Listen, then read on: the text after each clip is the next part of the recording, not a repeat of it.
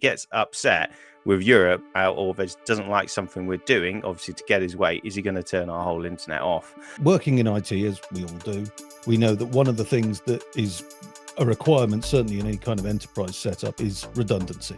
You cut somebody off once because you don't like what they're saying or what they're doing, and that private company capitulates to it. That's not good. That's really not good.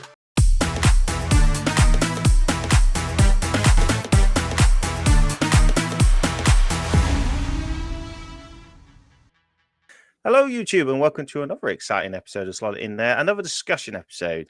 And in this episode, we're discussing, should the EU have its own sort of internet traffic and providers in case the US decides to shut us off? Sounds a bit far-fetched. Well, it's based on a BBC article, news article.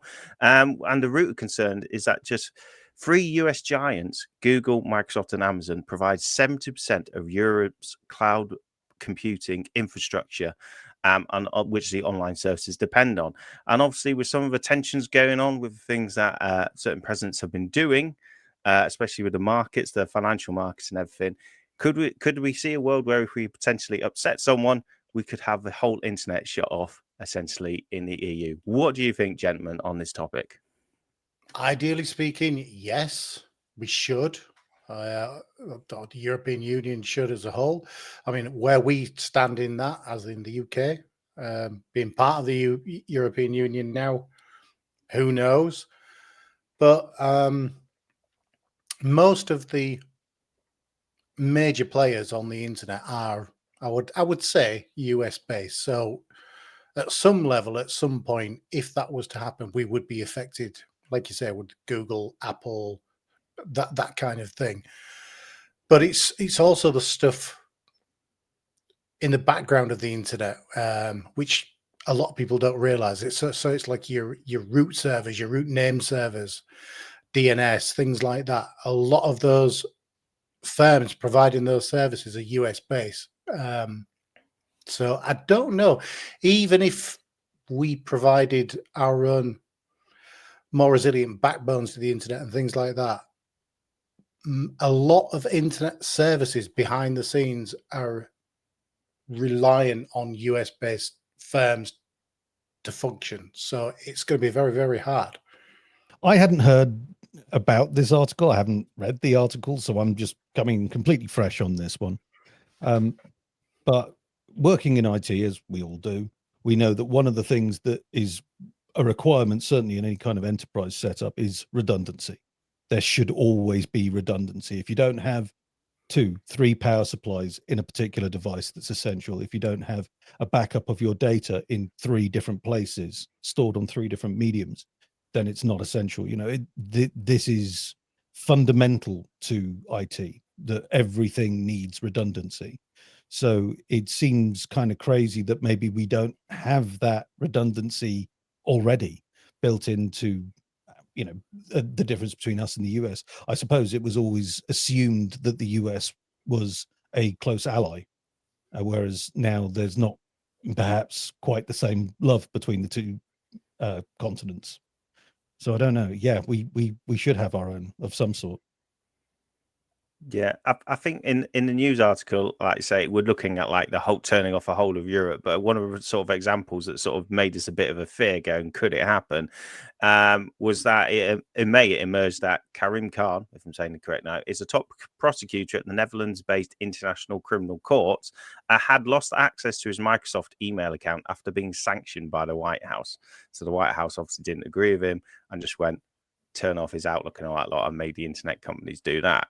So they're the sort of concerns, isn't it? As we've seen by, well, we can say President Trump at the moment, like say with financial markets and everything, if he gets upset with Europe or doesn't like something we're doing, obviously to get his way, is he going to turn our whole internet off? The internet firms obviously said there is redundancy, as you were sort of mentioning, Tim, in European, because they obviously have servers over here and everything. And they say, obviously, if it happened, you know, they'd legally challenge it, you know, that he couldn't do and all that lot. But look at some of those legal challenges that people have done to some of the financial stuff recently, isn't it? Saying, oh, we're going to take him to court. He still did it, Trump at the time, didn't he, if we're talking about it? So it's all well and good, but if the actions happen and it's turned off our internet and we've had other consequences, it's not really, you know, can't really go to courts to solve it straight away, can you? We're already in the problem. So I'm going to say I think there are a couple of European countries that have actually looked into not being kind of held as hostage to Microsoft products, and they've tried to Sucking on US use teeth. kind of like your Linux OSs and servers, and they've also looked into using the free open source like LibreOffice and that kind of thing to reduce the dependency on Microsoft 365 and that kind of thing.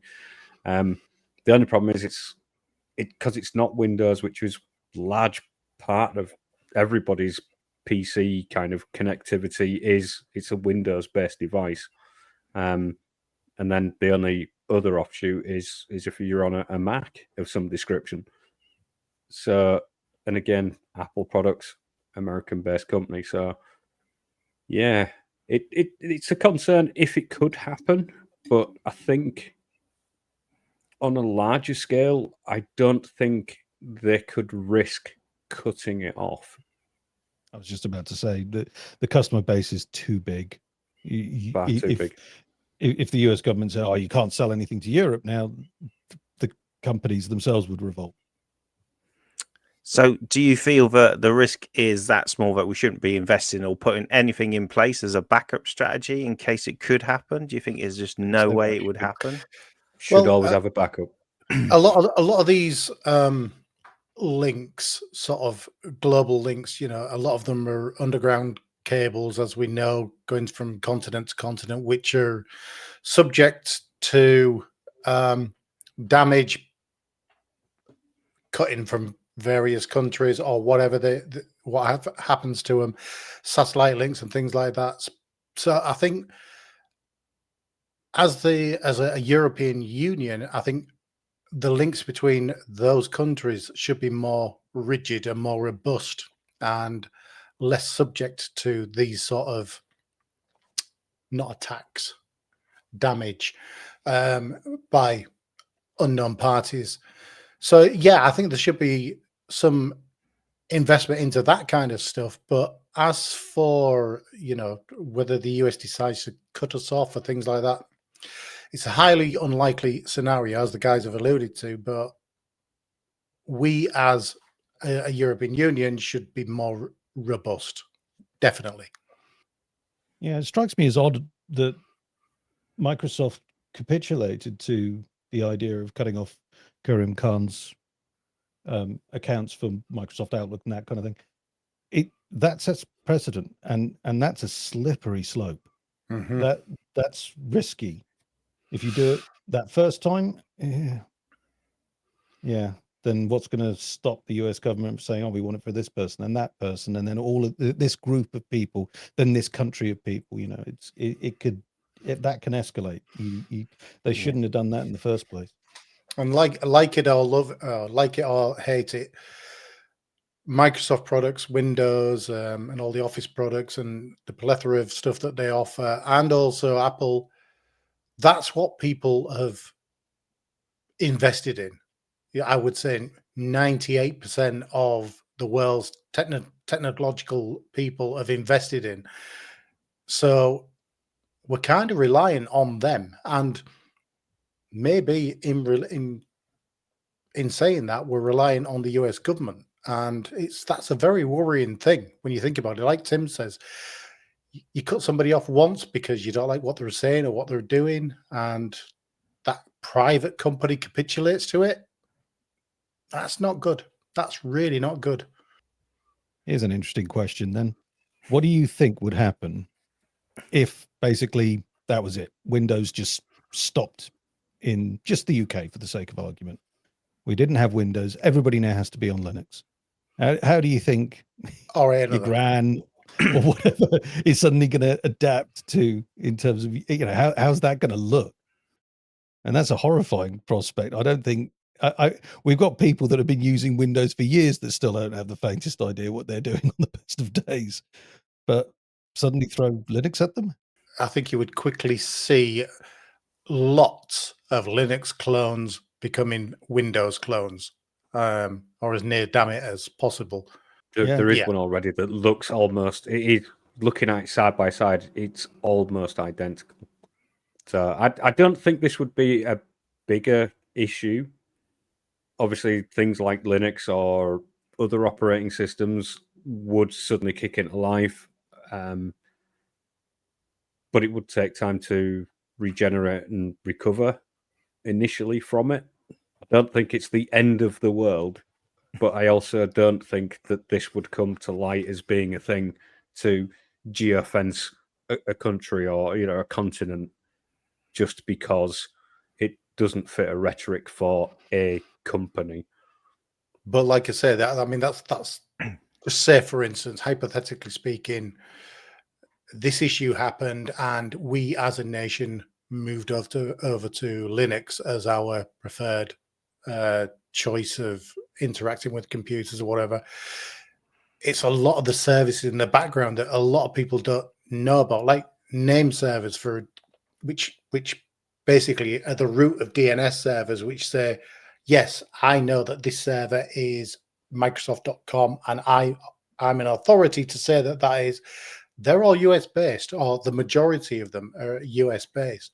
So the backbone of the internet and how it works, a lot of that technology and a lot of the firms responsible for that technology are US based. So it's going to be a massive impact if that something like that happens. So let's hope it doesn't. Let's hope Trump or whatever president's in charge at the time doesn't do this kind of thing. But to the original question, yes, we should be taking more of those core internet services into European Union or Asian countries or whatever it is for self-preservation, because it's basically how the world operates now. The internet's just massive. I think there is a reason why a lot of larger companies are now returning back to on-prem storage facilities and other bits and pieces from cloud solutions. Exactly. Just saying, there's a reason behind it. Yeah. I've always said for years, the cloud is just somebody else's server. That's all it is. Very interesting discussion there, gentlemen. So what do you think at home? We're throwing it back out to you now. Write down in the comments. Were we right? Were we wrong? Are we talking absolute rubbish? Or do you think this could happen and we really need to do something about it over here in the EU? Write down in the comments, because it's the interaction between you and us at Slot in there that makes it also special and helps us obviously having a bit of a conversation and form some discussions. If you'd also like to suggest a discussion for a future episode, make sure you write that down in the comments down below, and then we can maybe talk about it in one of these videos as well. But until next time, thanks for watching. Bye. Bye. Like and subscribe, or the hamster gets it.